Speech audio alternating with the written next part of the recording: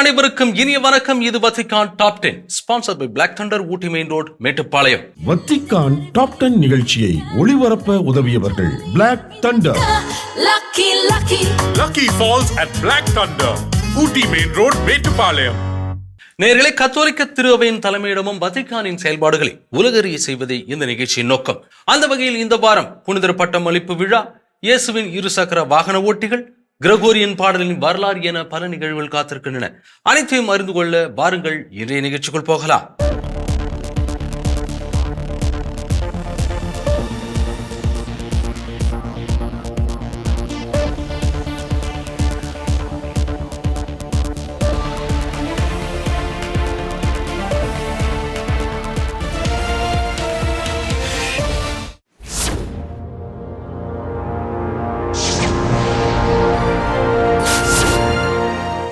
Carlo Acutis மற்றும் pier Giorgio பிரசாட்டி ஆகிய இரு இளைஞர்களை திருத்தந்தை 14ஆம் லியோ அவர்கள் புனிதர்களாக அறிவித்திருக்கிறார். இந்த வரலாற்று சிறப்புமிக்க அறிவிப்பு நிகழ்வு குறித்து இன்றைய நிகழ்ச்சியின் முதல் பகுதியாக பார்ப்போம். கார்லோ அக்யூட்டிஸ் மற்றும் பியர் ஜார்ஜியோ பிரசாட்டி அவர்களை புனிதர்களாக அறிவிக்கும் திருப்பலி தொடங்குவதற்கு 2 மணி நேரத்திற்கு முன்பே புனித பேதுரு சதுக்கம் மக்களால் நிரம்பி வழிந்தது. அவ்விரு புனிதர்களின் பதாகைகளும் பல்வேறு நாடுகளின் கொடிகளும் சதுக்கம் முழுவதும் அசைந்தாடின. திருநிகழ்வு தொடங்குவதற்கு 15 நிமிடங்களுக்கு முன்பு முன்னறிவிப்பின்றி திருத்தந்தை 14ஆம் லியோ அவர்கள் இளைஞர்களை வாழ்த்துவதற்காக அங்கு தோன்றினார்.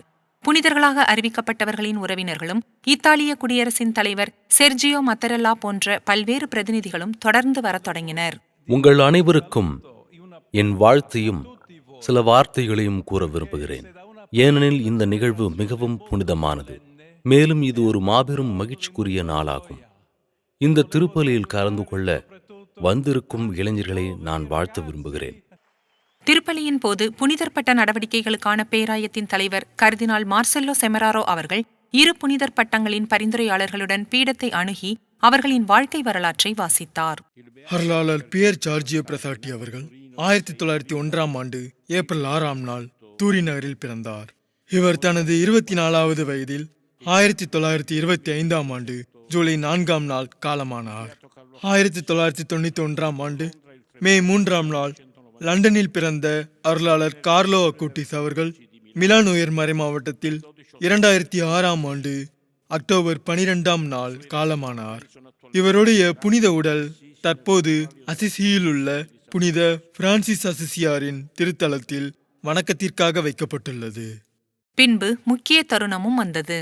திருத்தந்தை 14ஆம் லியோ அவர்கள் திருத்தந்தையாக பொறுப்பேற்ற பின்னர் முதன்முறையாக பிரசாட்டி மற்றும் அக்யூட்டிஸ் ஆகிய இருவரையும் புனிதர்களாக அறிவித்து லத்தீன் மொழியில் புனிதர் பட்டத்திற்கான வார்த்தைகளை உச்சரித்தார். அருளாளர் பியர் ஜார்ஜியோ பிரசாட்டி மற்றும் கார்லோ அக்யூட்டிஸ் ஆகியோரை புனிதர்கள் என நாம் ஆணையிட்டு வரையறுக்கிறோம். மேலும் அவர்களை புனிதர்களின் பட்டியலில் சேர்க்கிறோம். உலகளாவிய திரு அவையில் உள்ள புனிதர்களோடு இவர்கள் பக்தியுடனும் மரியாதையுடனும் நினைவு கூறப்பட வேண்டும் என நிறுவுகிறோம்.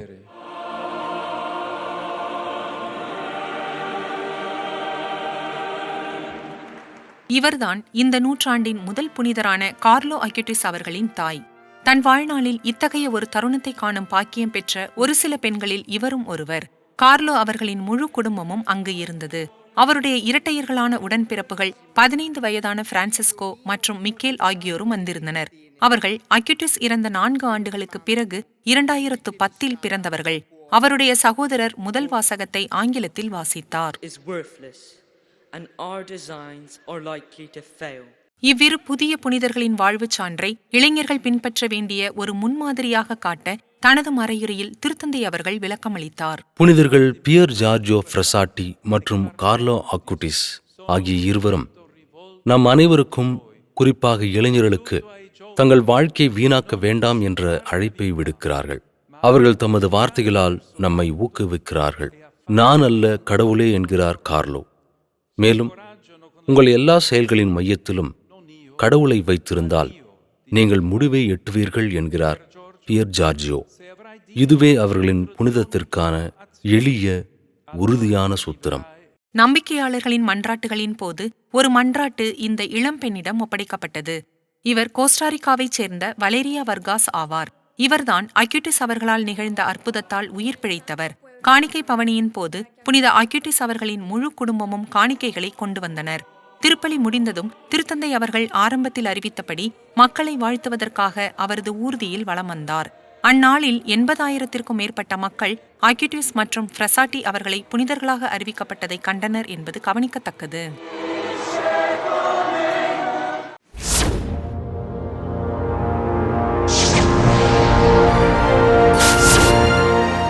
புனிதராக அறிவிக்கப்பட்ட பியர் ஜார்ஜியோ ஃப்ரெசாட்டி யார் என்றும், ஏழைகளுக்கும் நோயுற்றோருக்கும் சேவை செய்வதற்காக தன்னை அர்ப்பணித்த இந்த இளைஞரை உலகம் எப்படி அறிந்தது என்றும் இந்த பகுதியில் பார்ப்போம். பியர் ஜார்ஜியோ ஃப்ரெசாட்டி அவர்கள் 1901ஆம் ஆண்டில் தூரின் நகரில் பிறந்த ஒரு இளம் இத்தாலியர் ஆவார். அவர் தனது குறுகிய வாழ்நாளை ஏழைகளுக்கும் நோயுற்றோருக்கும் சேவை செய்வதில் அர்ப்பணித்தார். பியர் ஜார்ஜியோ ஃப்ரெசாட்டியின் புனிதர் பட்டம் மிகவும் எதிர்பார்க்கப்பட்ட நிகழ்வுகளில் ஒன்றாகும். பியர் ஜார்ஜியோ அவர்கள் 1901ஆம் ஆண்டில் தூரின் நகரில் ஒரு செல்வந்த குடும்பத்தில் பிறந்தார். அவரது குடும்பம் உயர் நடுத்தர வர்க்கத்தை சேர்ந்ததாக இருந்தாலும் அவர் தனது வாழ்நாளின் பெரும் பகுதியை ஏழை பகுதிகளில் உள்ள நோயாளிகளுக்கும் தேவையில் இருப்போருக்கும் உதவுவதற்காக அர்ப்பணித்தார். அவர் ஒரு இளம் விளையாட்டு வீரராகவும் இருந்தார். அவர் மலைகளை மிகவும் நேசித்தார். அங்கு சென்று ஜெபிப்பதை அவர் வழக்கமாக கொண்டிருந்தார். இருப்பினும் தனது 24வது வயதில் ஒரு கடுமையான தொற்று நோயால் அவர் இறந்தார். நோயாளிகளை சந்திக்கும் போது இந்நோய் அவருக்கு தொற்றி இருக்கலாம் என கருதப்படுகிறது. அவர் மீதான பக்தி உலகம் முழுவதும் பரவியுள்ளது. இது குறித்து அமெரிக்காவில் இருக்கும் ஃப்ரெசாட்டி அமெரிக்காவின் நிறுவனர் கிறிஸ்டன் ஓஹார் அவர்கள் 2021ஆம் ஆண்டில் கூறியது இதுதான். இங்கு அவர் பல இறையழைத்தல்களுக்கு தூண்டுதலாக இருந்துள்ளார். இங்கு அவருடைய பேரில் பள்ளிகள் நிறுவப்பட்டுள்ளன. ஒரு வகையில் அவர் திரு அவையால் அதிகாரப்பூர்வமாக புனிதராக அறிவிக்கப்பட்டாலும் அவர் மக்களாலேயே புனிதராக அறிவிக்கப்பட்டது போல் தோன்றுகிறது. அமெரிக்காவில் மட்டுமல்ல, ஏறக்குறைய ஒவ்வொரு கண்டத்திலும் காணப்படும் இந்த நம்ப முடியாத பக்தியின் மூலம் நீங்கள் அதை காணலாம். அன்று முதல் ஃப்ரெசாட்டி அவர்கள் இளைஞர்களுக்கு ஒரு வழிகாட்டியாக இருந்து வருகிறார். 1990ஆம் ஆண்டில் திருத்தந்தை புனித 2ஆம் ஜான் பால் அவர்களால் அவர் அருளாளர் பட்டம் பெற்றார். இன்று இந்த இளம் இத்தாலியர் இளைஞர்கள், மாணவர்கள் மற்றும் மலையேறுபவர்களின் பாதுகாவலராக விளங்குவது குறிப்பிடத்தக்கது.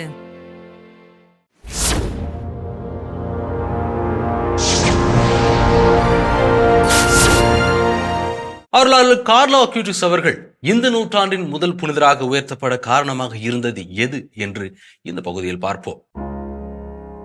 கோஸ்டாரிக்காவைச் சேர்ந்த 21 வயது இளம்பெண் அருளாளர் கார்லோ அக்யூட்டிஸின் பரிந்துரையால் ஒரு மிதிவண்டி விபத்தில் ஏற்பட்ட கொடிய காயங்களிலிருந்து அற்புதமாக குணமடைந்தார். இந்த அற்புதமே கார்லோ அக்யூட்டிஸ் அவர்கள் புனிதர் பட்டம் பெறுவதற்கான இறுதிப்படியாக அமைந்தது. 2022ஆம் ஆண்டு ஜூலை 2ஆம் நாளன்று பிளாரன்ஸில் படித்துக் கொண்டிருந்த கோஸ்டாரிக்காவைச் சேர்ந்த 21 வயது வலேரியா வர்காஸ் அவர்கள் மிதிவண்டி விபத்தில் படுகாயமடைந்தார். அவர் இந்த விபத்திலிருந்து தப்பிப்பிழைப்பார் என யாரும் நினைக்கவில்லை. இது குறித்து கார்லோ அவர்களின் தாய் பகிர்ந்து கொண்டார். நான் அந்த பெண்ணை சந்தித்தேன். வாழ்க்கையை தொடங்கிய ஒரு இனிமையான பெண். அந்த பெண் சுயநினைவற்ற நிலையில் இருந்தார். அது ஒரு நம்பிக்கையற்ற நிலை. இரவு நேரத்தில் மிதிவண்டியில் சென்று கொண்டிருந்த போது விபத்து நிகழ்ந்திருக்கிறது. மருத்துவர்களின் கூற்றுப்படி அவள் மீண்டும் கண் விழிப்பதற்கான வாய்ப்பு இல்லை என்றும், ஒருவேளை கண் விழித்தாலும் அவளுக்கு பல குறைபாடுகள் ஏற்படும் என்றும் கூறினார். மருத்துவர்கள் நடைமுறையில் அவளை இறந்ததாகவே அறிவித்தனர், அல்லது அவளுக்கு கடுமையான காயங்கள் ஏற்படும் என எதிர்பார்த்திருந்தனர். அவளுடைய தாய் கோஸ்டாரிக்காவிலிருந்து தன் மகளை காண வந்தார். மகள் மருத்துவமனையில் கவலைக்கிடமான நிலையில் சுயநினைவின்றி இருந்தாள். அப்போதுதான் தன் மகளும் ஒரு தோழியும் அசிசியில் இருந்த அருளாளர் கார்லோ அக்குடிஸ் அவர்களை தரிசிக்க திட்டமிட்டிருந்தது அவர்களுக்கு நினைவுக்கு வந்தது. அவளுடைய தாய் பிளாரன்ஸிலிருந்து அசிசிக்கு செல்ல தயங்கவில்லை. விபத்து நடந்து 6 நாட்களுக்கு பிறகு ஜூலை 8ஆம் நாளன்று அவர் கார்லோ அக்யூட்டிஸ் அவர்களின் கல்லறைக்கு வந்து சேர்ந்தார். அவர் ஜெபிக்க தொடங்கினார். அதன் பிறகு நடந்தது வேறு விதம். அவருடைய தாய் வேறு வழியின்றி இங்கு அசிசியில் உள்ள கார்லோவிடம் ஜெபிக்க வந்தார். அவர் அவருடைய ஒரே மகள். அவருக்கு வேறு எந்த நம்பிக்கையும் இல்லை. அவர் மிகுந்த நம்பிக்கையுடன் வந்தார். காலை முழுவதும் கார்லோவின் கல்லறைக்கு முன்பாக மண்டியிட்டு ஜெபித்தார். பிறகு இந்த அற்புதத்தை பெற்றுக்கொண்டார். அதன் விளைவாக சில நாட்களுக்கு பிறகு அவளுடைய மகள் தானாகவே சுவாசிக்கத் தொடங்கினாள். அவள் பேச ஆரம்பித்தாள், ஆனால் மீண்டும் பேச முடிந்தது. இன்று அவள் புளோரன்ஸ் பல்கலைக்கழகத்தில் ஆடை அலங்காரத்துறையில் சிறப்பு தகுதியுடன் பட்டம் பெற்ற ஒரு பட்டதாரி. அவள் சிறந்த மதிப்பெண்களை பெற்றிருந்தாள். அவள் ஒரு சாதாரண, அழகான, அன்பான இளம்பெண். அவளுக்கு ஒரு பிரகாசமான எதிர்காலம் உள்ளது. இது ஜெபத்தின் மூலமாகவும் கார்லோ அக்யூட்டிஸ் அவர்களின் அற்புதத்தின் மூலமாகவும் தன் மகளை திரும்பப் பெற்ற ஒரு தாயின் கதை. அருளாளராக இருந்த கார்லோ அவர்களின் இந்த பரிந்துரையே அவர் புனிதர் நிலையை அடைவதற்கான இறுதிப்படியாக அமைந்தது. இதன் மூலம் அவர் இந்த நூற்றாண்டின் முதல் புனிதராகிறார் என்பது குறிப்பிடத்தக்கது.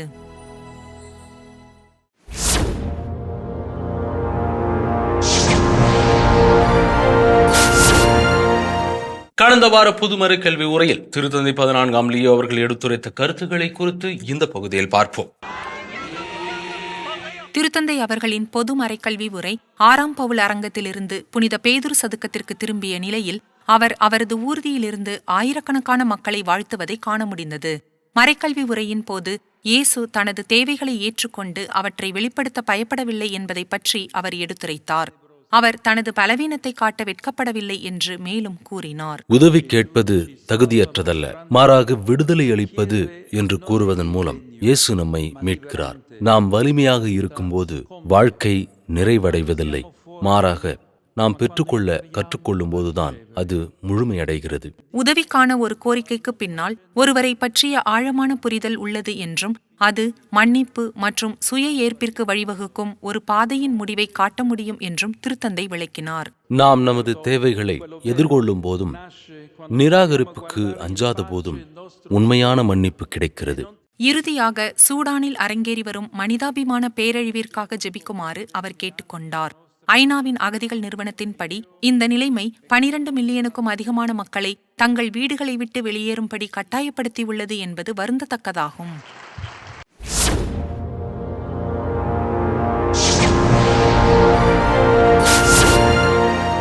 இயேசுவின் இருசக்கர வாகன ஓட்டிகள் என்றழைக்கப்படும் ஒரு ஜெர்மானிய குழு வறியோருக்கு நிதி திரட்டும் நோக்கில் பயணம் மேற்கொண்டிருக்கிறார்கள். அது தொடர்பான தகவலை இந்த பகுதியில் பார்ப்போம். இவர்கள்தான் ஜீசஸ் பைக்கர்ஸ் என்றழைக்கப்படும் இயேசுவின் இருசக்கர வாகன ஓட்டிகள். இது 11 ஆண்டுகளுக்கு முன்பு ஜெர்மனியில் தொடங்கிய ஒரு மோட்டார் சைக்கிள் இயக்கமாகும். பின்தங்கியவர்களுக்காக பணம் திரட்டுவதற்காக இவர்கள் நீண்ட தூரம் பயணம் செய்கிறார்கள்.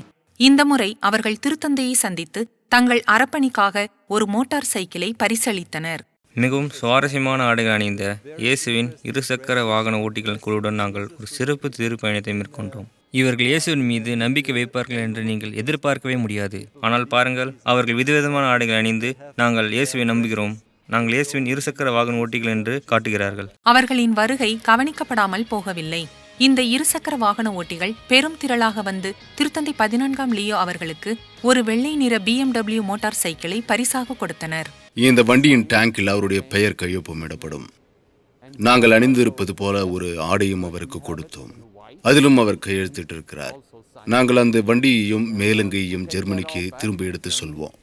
மேலும் அந்த வண்டி மியூனிக் நகரில் உள்ள சோதபிஸ் ஏல நிறுவனத்தால் ஏலம் விடப்படும். இந்த ஏலத்திற்கான காரணம் தேவையில் இருக்கும் குழந்தைகளுக்காக முடிந்தவரை அதிக பணம் திரட்டுவதாகும். ஆமாம், இதிலிருந்து எங்களுக்கு நிறைய பணம் கிடைக்கும் என்று நம்புகிறோம். ஏனெனில் மடகாஸ்கரில் குழந்தைகள் குகைகளில் வேலை செய்கிறார்கள். அவர்களுக்கு பாதுகாப்பு தேவை, அவர்களுக்கு வீடு, பள்ளி, கல்வி ஆகியவை தேவை. ஆகவே நாங்கள் இதை செய்கிறோம். திருத்தந்தை 14ஆம் லியோ அவர்களுடனான இந்த தனித்துவமான சந்திப்பிற்கு பிறகு நம்பிக்கை மற்றும் தோழமையால் ஒன்றிணைந்த இந்த இருசக்கர வாகன ஓட்டிகள் தங்கள் நோக்கத்தை நிறைவேற்ற மீண்டும் சாலைகளில் பயணிக்கின்றார்கள்.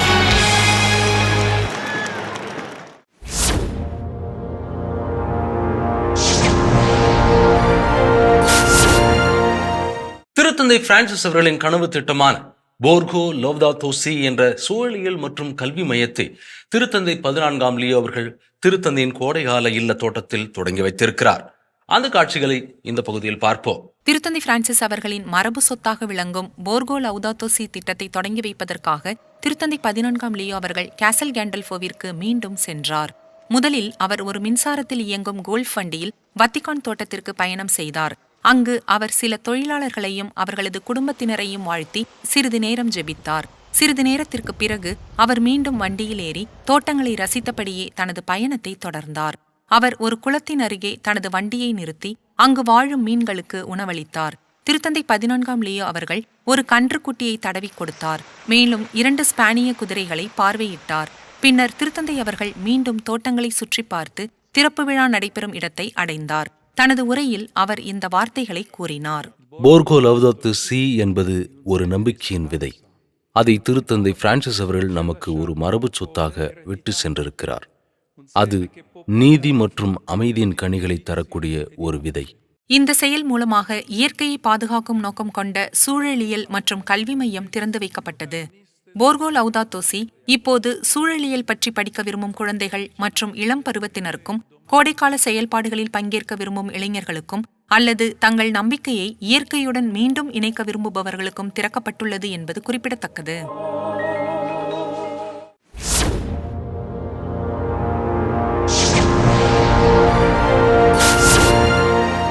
போர்ச்சுகல் நாட்டின் லிஸ்பன் நகரில் டிராம் வண்டி ஒன்று தடம் புரண்டு விபத்துக்குள்ளானதில் 17 பேர் உயிரிழந்திருக்கிறார்கள். இந்த துயர சம்பவத்திற்கு திருத்தந்தை அவர்கள் அளித்திருக்கும் இரங்கல் செய்தி குறித்து இந்த பகுதியில் பார்ப்போம். லிஸ்பனில் நடந்த ஒரு கோர விபத்தில் அந்நகரின் மலையோர டிராம் வண்டி ஒன்று தடம் புரண்டதில் சில மணி நேரங்களிலேயே குறைந்தது 17 பேர் உயிரிழந்தனர். இந்த டிராம் வண்டி அந்நாட்டின் வரலாற்று சிறப்புமிக்க போக்குவரத்து சாதனங்களில் ஒன்றாகும். மேலும் இது ஒரு முக்கிய சுற்றுலா ஈர்ப்பாகவும் விளங்குகிறது. விபத்தில் சிக்கிய இந்த டிராம் வண்டி கடந்த ஆண்டில் மட்டும் சுமார் 3 மில்லியன் பயணிகளை கொண்டு சென்றுள்ளது. இந்த துயர சம்பவம் குறித்து அறிந்ததும் திருத்தந்தை 14ஆம் லியோ அவர்கள் ஒரு தந்தி அனுப்பினார். அதில் பாதிக்கப்பட்டவர்களின் குடும்பத்தினருக்கு தனது உடனிருப்பை வெளிப்படுத்தியதோடு காயமடைந்தவர்களுக்கு தனது ஆன்மீக ஆதரவையும் அவர் வழங்கினார். மேலும் இந்த துயர சம்பவத்தின் போது மீட்பு பணிகளில் உதவிய அனைவருக்கும் அவர் நன்றி தெரிவித்தார். இந்த டிராம் சேவையை இயக்கும் காரிஸ் நிறுவனம் ஒரு அறிக்கை வெளியிட்டு இந்த சம்பவத்திற்கு தங்களின் ஆழ்ந்த வருத்தத்தை தெரிவித்தது. மேலும் அனைத்து டிராம் பராமரிப்பு நெறிமுறைகளும் முறையாக பின்பற்றப்பட்டதாக அவர்கள் உறுதியளித்தனர்.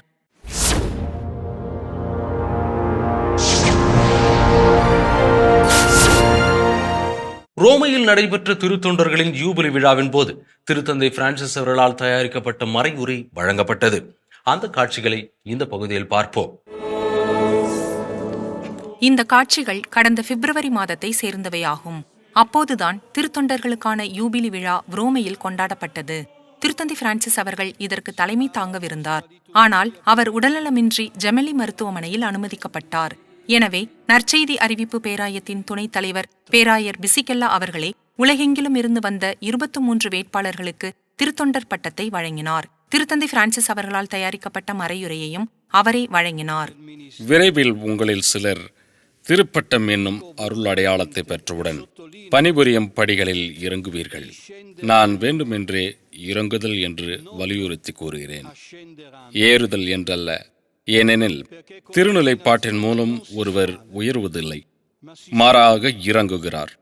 நாம் சிறியவர்களாகிறோம், நம்மை தாழ்த்துகிறோம், நமது அகந்தையை உரித்து விடுகிறோம்.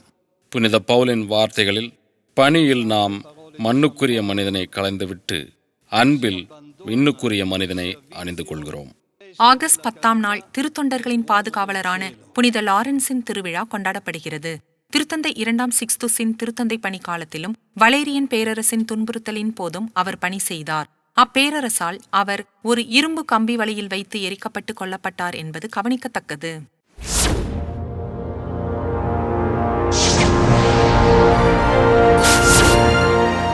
கிரகோரியன் சாண்ட் என்று அழைக்கப்படும் கிரகோரியன் பாடலின் வரலாறு குறித்து இந்த பகுதியில் பார்ப்போம்.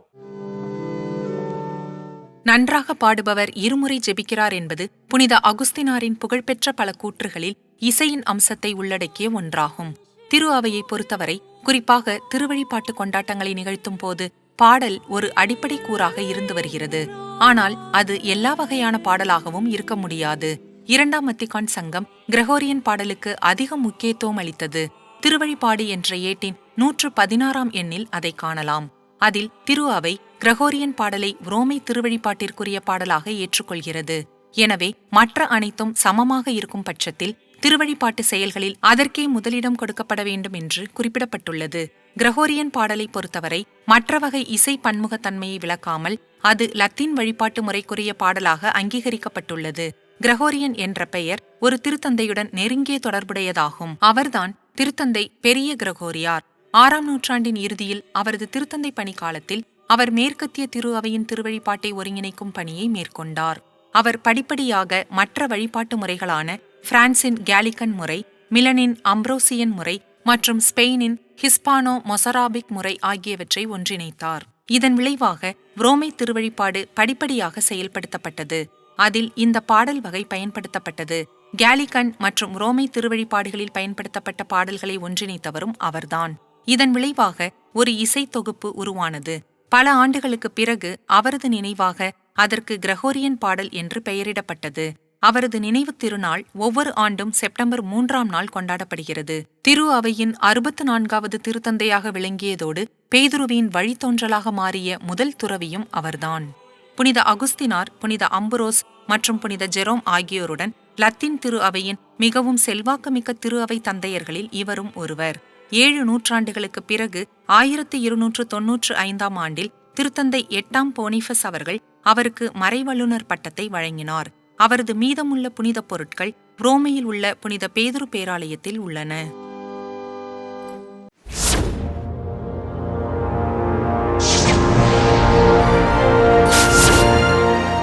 இன்ஸ்டாகிராமில் 6,50,000க்கும் மேற்பட்டோர் பின்தொடரும் ஸ்பானிய சமூக ஊடக பிரபலம் ஒருவர் அருட்பணியாளராக பணியாற்ற விருப்பம் தெரிவித்திருக்கிறார். அதை குறித்து இந்த பகுதியில் பார்ப்போம். பாப்லோ கார்னா என்ற சமூக ஊடக பிரபலத்தை 6,50,000க்கும் மேற்பட்டோர் இன்ஸ்டாகிராமில் பின்தொடர்ந்தாலும் விளம்பர பிரச்சாரங்களை தாண்டி சமூக ஊடக உலகம் பழக்கப்படாத ஒன்றை தனது பக்கத்தில் காட்ட அவர் முடிவு செய்தார். அதுதான் கடவுளை பற்றி பேசுவது. நான் ஒவ்வொரு நாளும் எனது கைபேசியில் அற்புதங்களை பெறுகிறேன். முதலில் அங்கு நிறைய மக்கள் இருக்கிறார்கள். அந்த எண்ணிக்கையிலான மக்களோடு நிறைய செய்திகளும் வருகின்றன. ஆனால் அவை ஒரு புகைப்படம், ஒரு பாடல், ஒரு காணொளி, ஒரு கருத்துரை அல்லது ஏதோ ஒன்றால் உள்ளம் தொடப்பட்ட மக்களிடமிருந்து வரும் உண்மையான அற்புதங்கள் என்பதுதான் உண்மை. தவக்காலம், குடும்பம், நட்பு அல்லது காதல் போன்ற பல்வேறு வகையான உறவுகள் பற்றி பேசுவது, மேலும் தனது சில கவலைகளை பகிர்ந்து கொள்வது போன்ற காணொளிகள் மூலம் பாப்லோ அவர்கள் இதை சாதிக்கிறார். அவர் தினமும் பதிவேற்றும் சில சிற்றாலயங்கள் அல்லது ஆலயங்களில் நற்கருணைக்கு முன்பாக ஜெபிக்கும் புகைப்படங்களும் வியப்பானவை அல்ல. இதன் மூலம் கடவுள் ஒரு தடை செய்யப்பட்ட பொருள் அல்ல என்பதை கற்பிக்க முடிந்த ஒரு வலுவான சமூகத்தை அவர் உருவாக்கியுள்ளார். இருப்பினும் இனிமேல் இந்த பதிவுகள் இடைநிறுத்தப்படும். பாப்லோ அவர்கள் ஒரு பெரிய காரணத்திற்காக சமூக ஊடகங்களிலிருந்து தான் விலகுவதாக அறிவித்துள்ளார். அவர் தனது வாழ்க்கையை முழுமையாக கடவுளுக்கு அர்ப்பணிக்க விரும்புகிறார். அதை அவர் செய்தும் காட்டியுள்ளார். அடிப்படையில் சில வாரங்களில் நான் குருமடத்தில் சேரப்போகிறேன். அவ்வளவுதான். அப்படியே கடவுள் சித்தம் இருந்தால் சில ஆண்டுகளில் நான் ஒரு அருட்பணியாளராக இருப்பேன். இது ஒரு எளிதான முடிவல்ல என்பது வெளிப்படை. ஆனால் நான் மிகவும் அமைதியாகவும் உண்மையிலேயே மகிழ்ச்சியாகவும் நிறைவாகவும் மிகவும் நிம்மதியாகவும் இருக்கிறேன். மேலும் இது உலகம் புரிந்து கொள்ளாத ஒரு முடிவு என்பதையும் நான் அறிவேன். நான் வாழ்க்கையில் நன்றாக இருக்கிறேன். என் பயணங்கள், என் பொருட்கள், என் கார், நான் பணம் சம்பாதிக்கிறேன், எனக்கு ஒரு சிறந்த வேலை இருக்கிறது. இது பலரின் கனவு. ஆனால் என் இதயத்தின் ஆழத்தில் வேறு ஏதோ ஒன்று இருந்தால் இவை அனைத்தாலும் எனக்கு என்ன பயன்? குருத்துவ வாழ்க்கை எதை குறிக்கிறது என்பதை அறிந்திருப்பதாக பாப்லோ அவர்கள் கூறுகிறார்.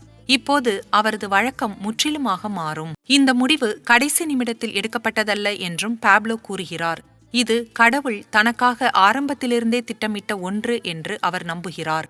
தற்போது தொடங்கும் ஒரு வாழ்க்கை திட்டம், அது அவருக்கு தெளிவாக தெரிகிறது. நான் எதையும் முயற்சிக்கப் போவதில்லை. கடவுள் முடிவு செய்வார். ஆனால் நான் குருமடத்திற்கு சென்று அது எப்படி போகிறது என்று பார்க்கப் போவதில்லை. நான் இங்கு உள்ளே சென்று அது எனக்கு நன்றாக போனால் என்ன நடக்கிறது என்று பார்ப்பேன் என்று சொல்வதில் அர்த்தமில்லை. மேலும் என்னவென்றால், எனக்கு பிடிக்காத பல விஷயங்கள் உள்ளன. ஆனால் என் இதயத்தின் ஆழத்தில் ஆண்டவர் என்னிடம் சொல்கிறார் என்பதில் நான் உறுதியாக இருக்கிறேன். நீ இதுதான், அவ்வளவுதான். குளத்தில் தண்ணீர் இருக்கிறது, உள்ளே குதி என்றாலும் குதிப்பேன். அவரது வாழ்க்கையில் தலைகீழ் மாற்றம் இருக்கும். ஆனால் அவரே கூறுகிறார், உங்கள் இதயம் சொல்வதை கேளுங்கள். அவர் சமூக ஊடக உலகிற்கு திரும்புவாரா என்று அவருக்கு தெரியாது. ஆனால் அவரது சமூகம் அவரை இழக்கும் என்பது மட்டும் தெளிவாக தெரிகிறது. என் அன்பர்களே, இன்றைய நிகழ்வுகள் அனைத்தும் நீங்கள் பயன்பெறும் வகையில் அமைந்திருக்கும் என்று நாங்கள் நம்புகிறோம். மீண்டும் அடுத்த வாரம் இதே நிகழ்ச்சியில் சந்திக்கிறோம். இது Vatican top 10 sponsored by black thunder, Ooty main road, Mettupalayam. நன்றி, வணக்கம், மரியே வாழ்க. வத்திக்கான் டாப் 10 நிகழ்ச்சியை ஒளிபரப்ப உதவியவர்கள் black thunder. Lucky Falls at Black Thunder, Ooty Main Road, Metupalayam.